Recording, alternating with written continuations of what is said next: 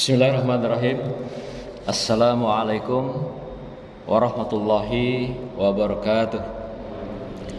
Alhamdulillahillazi arsala rasulahu bil huda wa dinil haq liyuzhirahu 'alad dini kulli wa kaffa billahi shahida.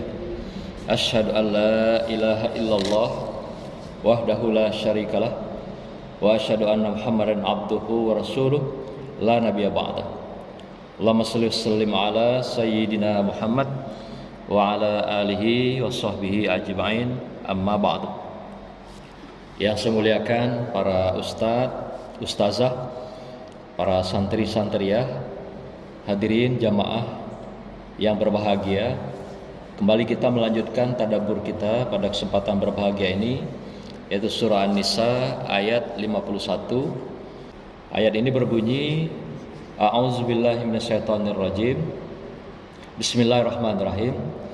Alam tara ilal ladzina autun nasiba minal kitabi yu'minuna bil jibti wat taghut wa yaquluna lil ladzina kafaru haula'i ahda minal ladzina amanu sabila. Tidakkah kamu memperhatikan orang-orang yang diberi bagian dari kitab Taurat? Mereka percaya kepada jibti dan taghut dan mengatakan kepada orang-orang kafir atau musyrik Mekah bahwa mereka itu lebih benar jalannya daripada orang-orang yang beriman. Hadirin yang berbahagia, dalam surah An-Nisa ayat 51 ini Allah menginformasikan pada kita semua masih berkenaan dengan hal-hal yang berkaitan dengan ketauhidan atau hal-hal yang berkenaan dengan pengabdian pada Allah, dan juga terkait dengan hal-hal yang berbau musyrik di dalam kehidupan masyarakat pada masa-masa Rasulullah. Alam tara ilal ladzina autu nasibam minal kitab, yaitu orang-orang yang dikatakan sini adalah Yahudi, termasuk juga Nasrani yang telah diberikan kitab Taurat.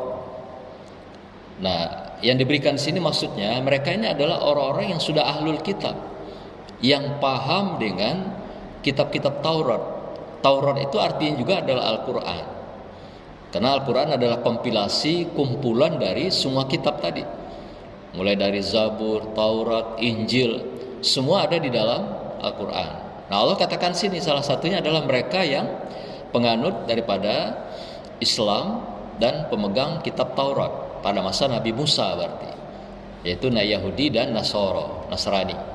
Jadi memang Yahudi ini dari dulu, dari sejak nabi-nabi sebelumnya, Nabi Musa utamanya, ini memang tidak pernah berhenti, tidak pernah stop melakukan berbagai istilah itu gifa, menyebarkan virus gifa.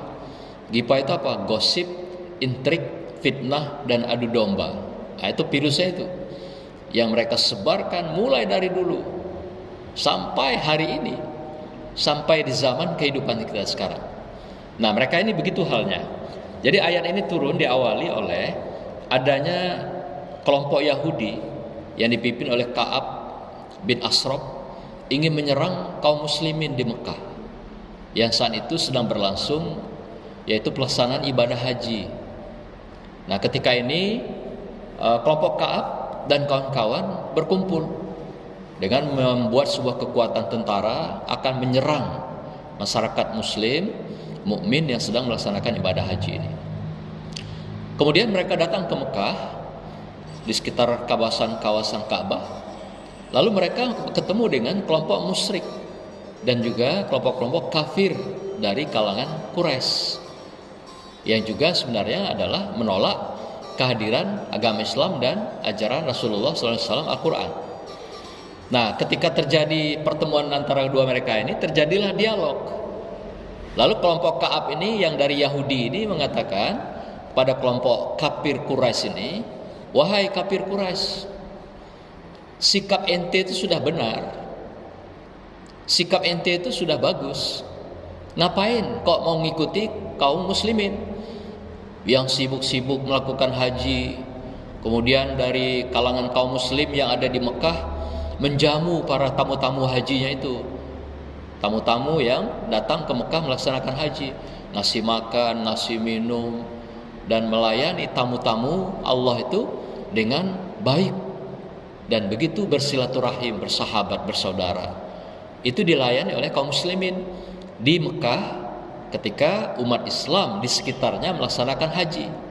Nah, ini yang diejek oleh kelompok Yahudi yang menyerang ke Mekah itu, cara dengan kelompok Quraisy yang masih kafir. Nah, walaupun dalam kelompok ini ada juga Quraisy yang sudah muslim dan mukmin gitu. Nah, lalu dikatakan, ngapain ente kok mau ikut-ikutan? Nggak usah ikut-ikutan mereka itu. Apa yang kamu lakukan dengan keingkaran sekarang itu, yang tidak mengikuti jejak Nabi Muhammad atau tidak mengikuti Al-Quran, itu sudah benar.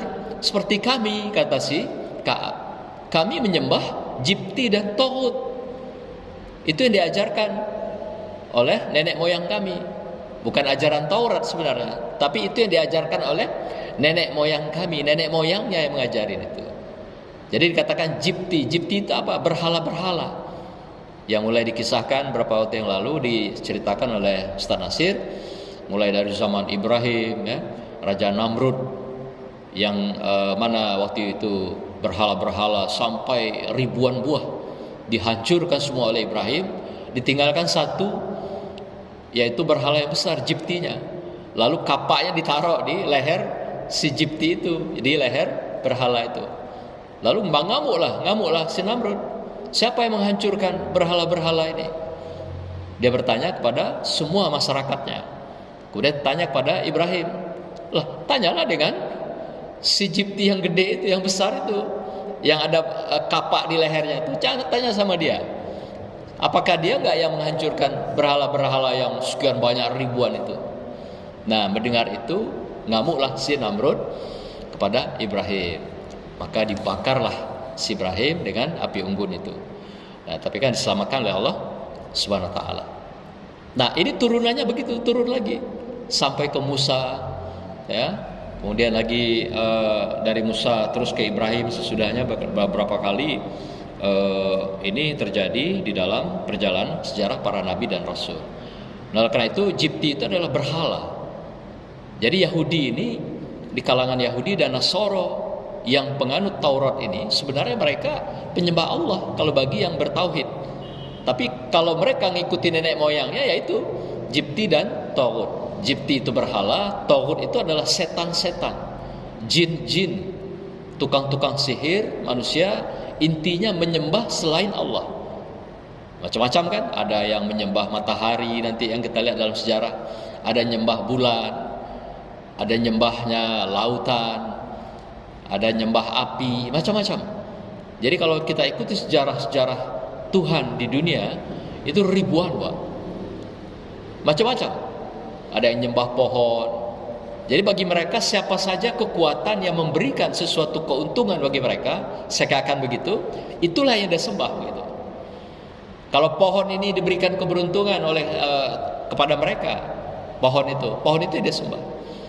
Kalau itu, jadi apa yang membuat mereka itu seakan kebetulan dapat untung, itu yang disembah, sehingga meninggalkan Tuhan ilahiyah di dalam kehidupannya. Sehingga kalau dalam sejarah Tuhan itu ribuan, Pak, Tuhan itu bukan 1, 2, 3, 4 saja. Kita dikenal di Indonesia kan hanya berapa 5, 6 agama saja. Tapi kalau kita buka sejarah-sejarah Tuhan, agama dunia ribuan. Jadi bagi mereka ada kekuatan apapun yang bisa memberikan keuntungan, kebaikan, atau kalau sakit, kesembuhan bagi mereka, itulah yang mereka sembah. Jadi itulah mereka anggap sebagai kekuatan yang ada di luar diri mereka, yang patut diabdikan dirinya, dihambakan. Nah, inilah sejarah Tuhan. Padahal semua itu adalah Tuhan. Tuhan Allah Subhanahu wa taala, mulai dari Adam alaihissalam sampailah kita hari ini, itu semua adalah qadarullah, qadratnya Allah Subhanahu wa taala. Nah, karena itu pada ayat ini, jadi adalah pertemuan dengan Quraisy Mekah, kafir utamanya. Para Yahudi ini ngejek sebenarnya. Ngapain ngikuti umat Islam itu, menjamu para haji itu, ngasih makan, ngasih minum, membuat kelompok-kelompok pertemuan yang kita kenal silaturahim itu. Mereka sangat sakit hati, Pak. sangat tidak suka melihat kita bersilaturahim itu. Nah, maka itu sekarang kan ada larangan, nggak boleh buka bersama. Ini ngapain gitu kan? Apa nggak pengulangan sejarah ini kan gitu kan? Masa buka bersama ibadah orang umat Islam dilarang gitu kan? Nah, ini kan aneh gitu kan? Nah, sama dengan seperti pandangan Yahudi ini dengan kafir Quraisy itu. Ngapain kok ngikut seperti umat Islam gitu? Ya, melayani, ngasih makan, ngasih minum, berkumpul-kumpul, bersilaturahim. Ngapain? Enak seperti kita.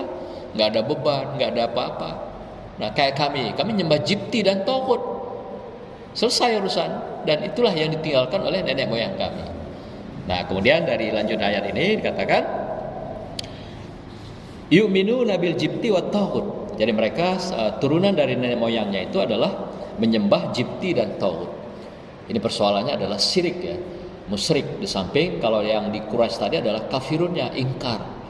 Jadi mereka ini lengkap, sudahlah ingkar, sudah itu syirik lagi, menduakan Allah, meniadakan Allah dalam kehidupan.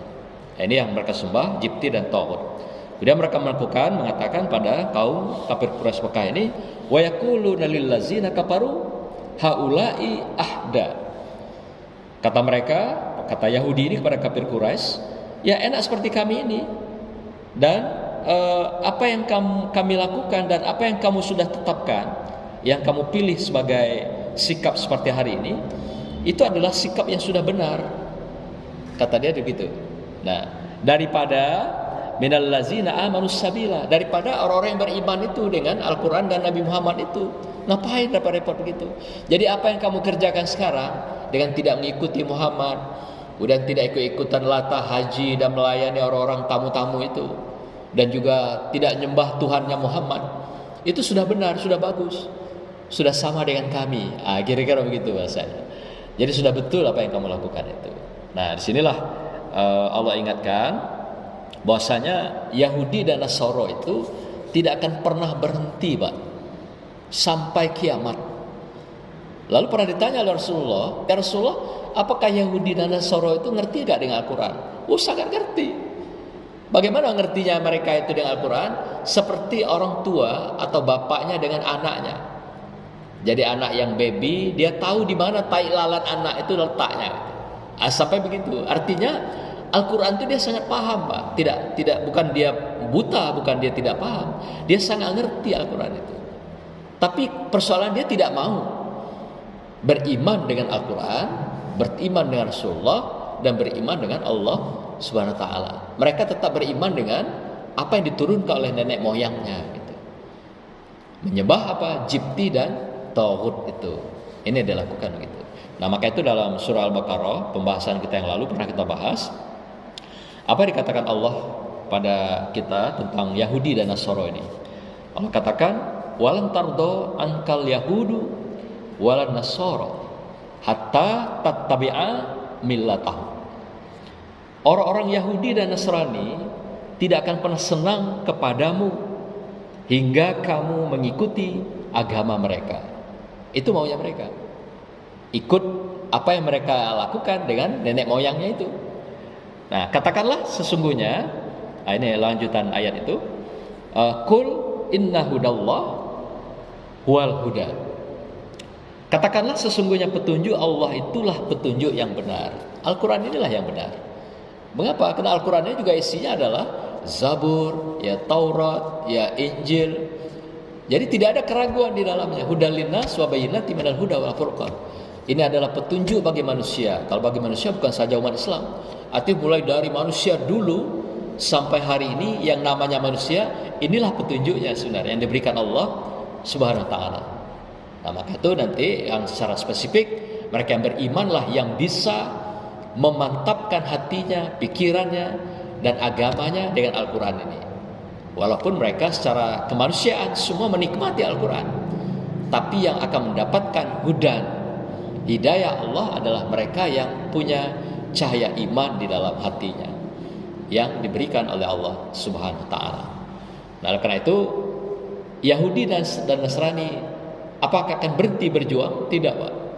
Sampai kita masuk ke agama mereka. Segala cara mereka lakukan. Tidak mampu melakukan dengan propaganda, ya, kampanye dan sebagainya. Mereka lakukan dengan transaksi. Apakah dengan uang, dengan jabatan, dengan, kalau dulu ada dikenal dengan Indomie gitu ya, menukar iman seseorang. Nah, nggak juga mampu, dia bikin dengan perkawinan, kawin silang. Nanti nikah, pindah agama, sudah berapa tahun punya anak satu, balik lagi ke agama. Banyak itu kasus. Saya punya teman banyak seperti itu. Yang nikah pindah agama hanya simbol untuk ijab kabul gitu. Nah, karena kan undang-undang nomor 74 itu menikah harus satu agama, Pak. Tidak boleh dua agama dalam satu pernikahan. Diatur harus satu agama. Jadi harus agama Islam. Misal kalau dia mau ngawini wanita Islamnya gitu. Nah, dia harus pindah dulu. Syahadat, sudah punya anak satu, balik lagi. Nah, itu namanya Islam simbol. Maka itu dalam Al-Quran itu banyak dipanggil. Kalau hal-hal yang khusus itu ya ayyuhallazina amanu, wahai orang-orang yang beriman. Mengapa itu? Karena kalau beriman berarti itu sudahlah satu level di atas Islam. Kalau dipanggil orang Islam macam-macam, Pak. Ada Islam KTP saja, ya kan? Ada Islam karena simbol saja, ada Islam karena mau nikah. Itu makanya Allah sudah batasi. Seperti puasa ini, ya ayyuhallazina amanu kutiba alaikumusiyam. Wahai orang-orang yang beriman, berpuasalah kamu. Bukan orang Islam, Pak. Artinya apa? Islamnya sudah mantap, kemudian naik levelnya menjadi orang beriman. Maka itu yang dipanggil dengan agama Allah ini, dengan Al-Quran ini, secara lebih indah, lebih baik, agar memang betul-betul memasukkan dirinya secara kafah, seutuhnya di dalam Islam, agar selamat dan bahagia dunia dan akhirat. Saya kira demikianlah ayat ini yang kita kaji, beberapa hikmah di dalam pesan-pesan yang disampaikan Allah pada kita semua. Demikian, wassalamualaikum warahmatullahi wabarakatuh.